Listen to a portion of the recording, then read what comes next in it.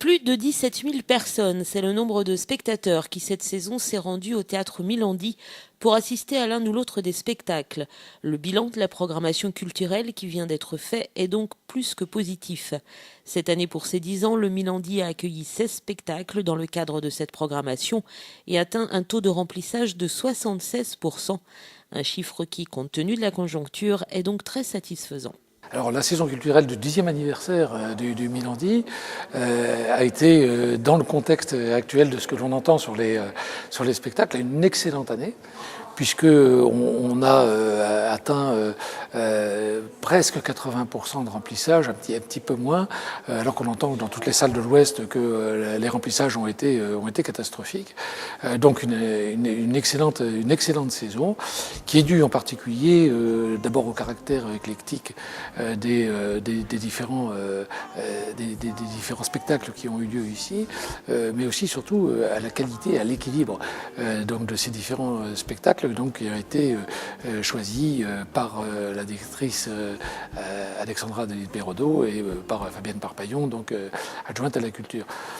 Ça, c'est le premier point. Le deuxième point, c'est toujours la qualité, bien sûr, de l'accueil qui est toujours reconnue. Et puis un troisième point qu'il ne faut pas oublier, c'est aussi la qualité technique et du personnel technique ici au théâtre, qui là aussi est reconnu. 96% de ces spectateurs sont vendéens, dont 51% issus de la communauté de communes.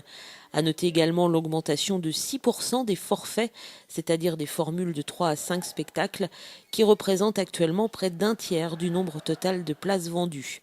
Mais le Milandi, outre la programmation officielle, accueille également bon nombre de spectacles, montés cette fois par des associations ou différentes structures. Alors c'est un outil qui, au-delà bien sûr d'une saison, parce qu'il n'y a pas que ça ici, loin s'en faut, qui est prisé par le monde associatif. C'est donc 35 représentations qui ont eu lieu donc cette année pour le monde associatif. Là toujours avec la possibilité pour ces associations de pouvoir avoir accès à une technicité qui est une technicité d'un vrai théâtre, d'un beau théâtre, sur lequel il y a eu les grands noms donc de la scène qui se sont produits et qui se sont produits en disant et en reconnaissant donc cette qualité technique.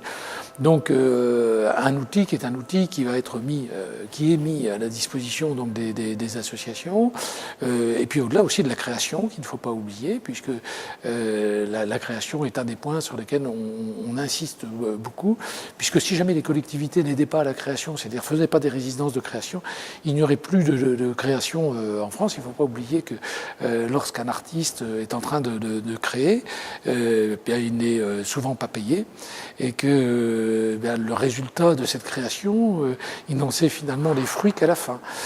Donc si jamais on n'était pas là pour les aider, il n'y aurait plus cette création en France qui est reconnue mondialement d'une très grande qualité. Et bien évidemment, l'équipe du Milandi travaille depuis plusieurs mois à la prochaine saison. La plaquette de présentation de cette saison 2012-2013 devrait d'ailleurs arriver dans vos boîtes aux lettres fin juillet, début août. 11e saison, dont je ne dévoilerai pas aujourd'hui bien sûr les secrets, mais qui sera présentée en effet au mois de septembre avec un nouveau parrain. Donc je laisse aussi la surprise de ce côté-là.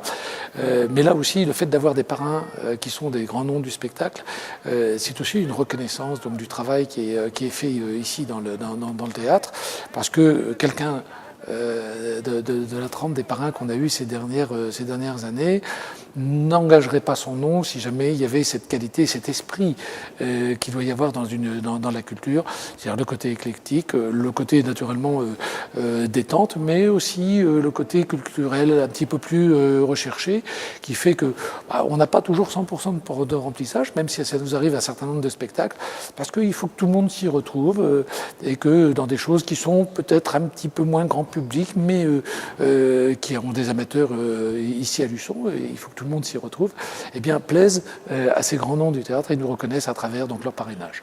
Et pour connaître le nom du parrain qui succédera à Michel Boujna, rendez-vous le 7 septembre à 20h30 pour la soirée officielle de présentation de cette nouvelle programmation.